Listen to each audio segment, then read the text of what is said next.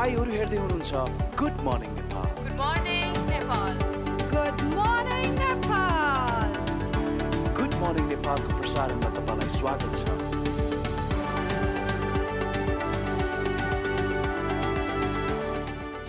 नमस्कार, बिहानी प्रहरको प्रस्तुति गुड मर्निङ नेपालमा तपाईलाई स्वागत छ। म विकास थपलिया।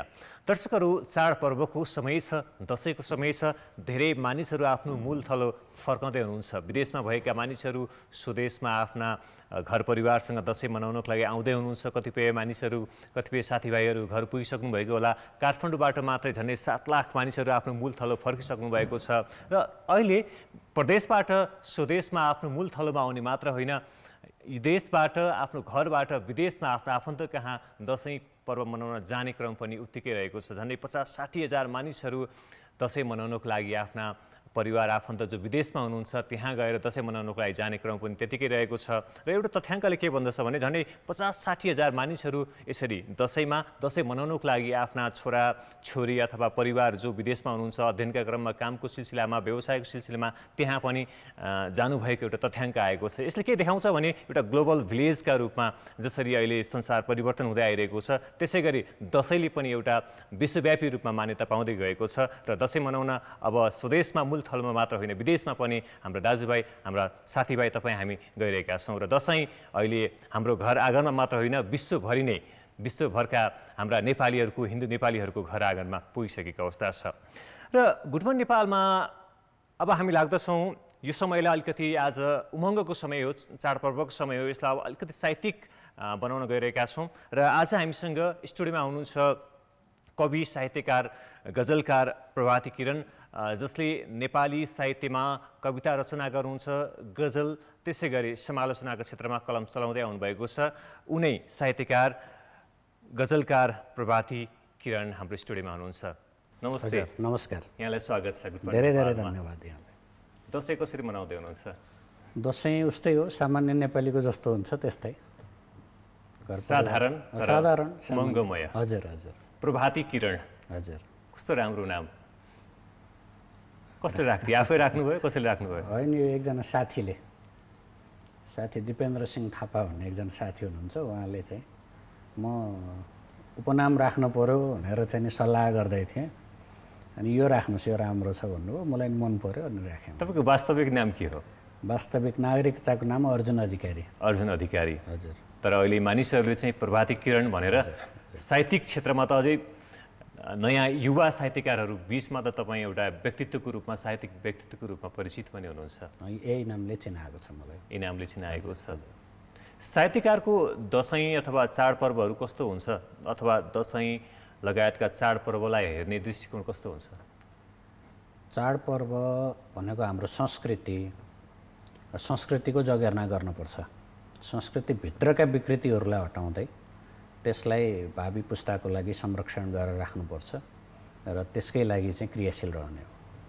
त्यसरी बुझ्नुहुन्छ? हजुर। प्रभाती किरण, तपाईँले कोही साथीले तपाईँलाई यो नाम राख्नको लागि अनुरोध गर्नुभयो अथवा सुझाव दिनुभयो भनौँ न यसलाई, होइन? त्यसपछि तपाईँले राख्नुभयो। प्रभाती किरण भनेको बिहानी किरण। बिहानी किरण, हजुर। यसमा आधारित रहेर कुनै कविता तयार पार्नु भएको छ? त्यस्तो नामैमा आधारित भएर त छैन, नामलाई प्रयोग गरेर हो। नामलाई प्रयोग गरेर कविता छन् जुन अहिले सुनाउन सकिन्छ अथवा? होइन, नामै प्रयोग गरेर कवितामै त नाम प्रयोग गरेको छैन मैले। गजलहरूमा चाहिँ कहीँ तखलुसको रूपमा प्रयोग गरेको छु।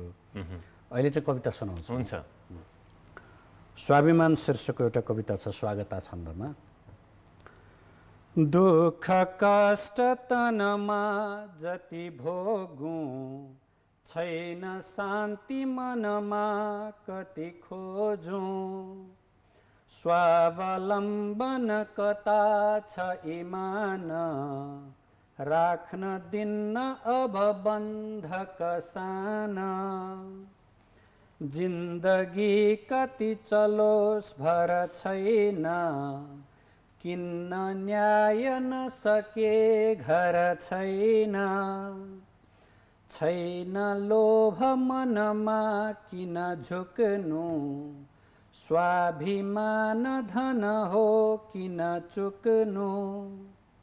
बन्द ओठ नखुले अझ हेप्छन् सास फेर्न नदिई अझ चेप्छन् देख्छु दुख्छु सपना मन जाति थप्छ चोट सरकार म माथि खेल्छ छर्छ भ्रम नाटक आज उड्छ चालक बिना कि जहाज चल्छ घट्ट नहुँदा कि मदानी हुन्छ दाई कि मियो नहुँदा नि हात पाउ रहँदा बलटम्म देशभित्र नसकी अझ जम्न पोख्न बाध्य पसिना परदेश बाल वृद्ध जन छन् घर देश रोग शोक तनमा बल छैन उठ्छ देश कसरी गल छैन रुन्छ रात निदरी पर भाग्छ देख्छु जीर्ण धरती भय जाग्छ गर्न क्रान्ति महिणे अब साथी चन्द्र सूर्य छ ध्वजा शिरमाथि बोक्छु देश शिरमा म सजाई आँट आज भरिदे तमलाई बोक्छु देश शिरमा म सजाई आँट आज भरिदे तमलाई। धन्यवाद। निकै राम्रो कविता। तपाईले आफ्ना यस्ता साहित्यिक सृजनाहरूमा विषयवस्तुहरू चाहिँ अलि बढी प्राथमिकता चाहिँ विषयवस्तुहरूमा केमा दिनुहुन्छ? विशेष गरेर त देश नै हो, देश माटोलाई नै बढी महत्त्व दिइन्छ, त्यस पछाडि प्रकृति जीवन यिनै हो। तपाईको विचारमा कविता चाहिँ के हो? कविता जीवनको प्रतिबिम्ब हो। कविताले जीवनलाई उजागर गर्छ। हामीले भोग्दै आएको जीवन, हामीले देखेको जीवन, त्यो जीवनको एउटा प्रतिबिम्बको रूपमा कविता रहन्छ। प्रतिबिम्बको रूपमा? हजुर। जीवन भोगाएको प्रतिबिम्बको रूपमा कविता रहन्छ। हजुर। कविता, कतिपय कविताहरू चाहिँ हामी सरल रूपमा रहेका, जस्तो हामी भानुभक्तको कालीन त्यस्ता कविताहरू अहिलेसम्म पनि हामी सुनिरहेका छौँ, वाचन गरिरहेका छौँ हैन। लक्ष्मीप्रसाद देवकोटा लेख्नुभएका मुना मदन अहिले पनि हामी अहिलेसम्म पनि हामी गुनगुनाउन सक्छौँ। तर यस्ता कविताहरू पछिल्लो समय रचना नभएका हुन् अथवा छन्, तर त्यसलाई हामीले आफैले जो पाठकहरू छन् उनीहरूले नै त्यो हिसाबमा नलिएका हुन्। के लाग्छ? पहिला जस्तो थोरै लेखिने र धेरै प्रचार हुने समय अलि छैन। अहिले अलिकति प्रतिस्पर्धा पनि छ। धेरै लेखिन्छ, धेरै नै प्रचार हुन्छ। जसको अलि बढी प्रचार हुन्छ उसको चाहिँ नि धेरै मान्छेले सुनेका पनि हुन्छन्। विभिन्न कार्यक्रमहरू भइरहेका छन्, ती कार्यक्रमहरूमा सुनाउने। तर पहिला जस्तो समाजलाई हेरेर, समाजको गतिलाई बुझेर, अथवा चाहिँ भनौँ कविता कसका लागि लेख्दैछु मैले भनेर त्यो पाठकहरू यो स्तरका छन्, उनीहरूको स्तर अनुसारको कविता मैले दिनुपर्छ भन्ने सोचेर चाहिँ अलिक कमै लेखिएका छन् पछिल्लो समयमा कविता। भानुभक्तले लेख्नुभएका कविताहरू अहिले पनि मानिसहरूले गुनगुनाउन सक्छन्। लक्ष्मीप्रसाद देवकोटाले लेख्नुभएका कविताहरू अहिले पनि मानिसहरूले गुनगुनाउँछन्। तर नयाँ पुस्ताका कविहरू लेखेका कविताहरू किन मान्छेहरूले गुनगुनाउन सक्दैनन्? त्यसमा चाहिँ एक दुईवटा कारण छन्। जस्तो मैले भने त्यो बेलामा अलि थोरै लेखिन्थ्यो, लेख्ने मान्छे थोरै हुन्थे। ती कविताहरू विभिन्न ठाउँमा पढिन्थे, पढाइन्थे।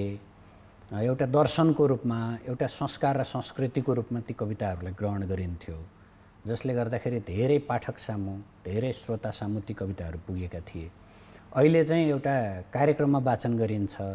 अहिले त अझ सोसल मिडियाले गरेर कविताहरू चाहिँ देश विदेशसम्म पुग्न थालेका छन्।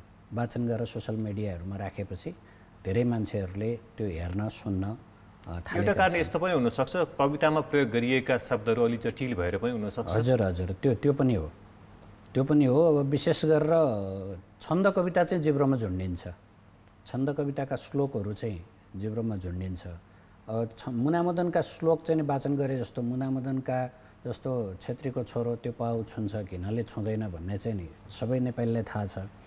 त्यस्तै देवकोटाका अरू गद्य कविता पनि छन् नि त, ती पढ्दै नपढेका मान्छेहरू पनि कति छन् जो मुनामदन सुनेका छन्, उनीहरूले देवकोटाले गद्य कविता पनि लेखेका छन् भन्ने कुरो पनि थाहा नपाएका पनि अवस्था छन्। भनेपछि गद्य कविताहरू चाहिँ विशेष गरेर यसरी जिब्रोमा झुन्डिने अवस्था चाहिँ छैन। कवितालाई चाहिँ तपाईँको एउटा आर्टिकलमा तपाईँ आफैले पनि उल्लेख गर्नुभएको छ, भाषाभित्रको भाषा भनिन्छ होइन? एकदम कविता आफैमा कविताको आफ्नै छुट्टै भाषा हुन्छ। कविता कसरी लेख्ने त्यो चाहिँ नि गद्यमा लेखे नि त्यो छन्दमा लेखे पनि त्यसको लेख्ने शैली चाहिँ नि आफ्नो हुन्छ। त्यसको भावअनुसार, त्यसको चाहिँ नि रस अनुसार त्यसले शब्दहरूको चाहिँ माग गर्छ र अभिव्यक्ति त्यही अनुसारले हुनुपर्छ। कविताले आफैले भाषा निर्माण गर्छ, त्यसैले कविताको आफ्नै भाषा छुट्टै भाषा हुन्छ। भनेको भाषाभित्रको एउटा छुट्टै भाषा कविताको भाषा हो। त्यस्तो हुन्छ जसले गर्दाखेरि आख्यानभन्दा निबन्धभन्दा त्यसलाई चाहिँ पृथक राख्छ। हामी एउटा ब्रेक लिन चाहन्छौँ, तर ब्रेक अगाडि तपाईँ एउटा कविता सुनेर ब्रेक लिन्छौँ। हस्, म एउटा कविता सुनाउँछु। यो चाहिँ युगको जालो, त्यो चितवनमा सुकुम्बासी बस्तीमा आगलागी भएपछि लेखेको कविता हो, उपजाति छन्दमा। झोसेर आगो घर पोल्छ सत्ता, बुझ्दैछ न्यायालयबाट भत्ता, चिम्लेर आँखा जब शक्ति चल्छ, सन्त्रास बढ्दो छ कि न्याय ढल्छ, पिएर आगो जल पोख्छ कसले, खितका उसैको बल जोख्छ कसले, बिर्सन्छ आफ्नो जब मूल थान, फुत्किन्छ सिङ्गो युगको कमान,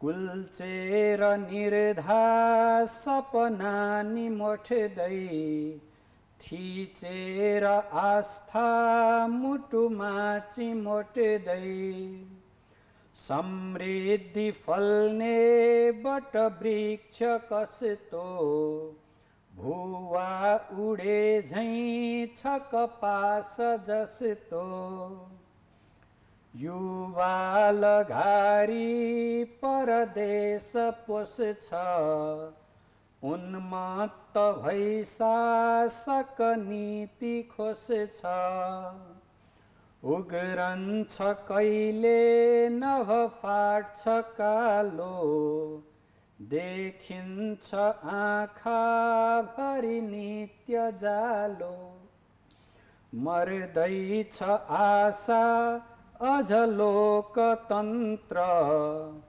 थुनेर घाँटी छ भन्यो स्वतन्त्र, बर्सेर आँखा सपना बिलायो, रुँदैछ आत्मा सरकार लाग्यो, गोली निलेका उरबाहु हाम्रा, तिमी हिँडेका पथ आङ हाम्रा, हौ शक्ति हामी झुपडी कटेरो, उधार नसक्ने जगको अँधेरो, थियौँ कतै भित्र र योजनामा, मान्छे बनी बाँच्नु छ कल्पनामा, पोलेर आफ्नो गुण भोज खाँदा, जाँदैन जाडो पुस एक जाँदा, लिस्नो। ब्रेकपछि पुनः स्वागत छ कार्यक्रम गुड मर्निङ नेपालमा।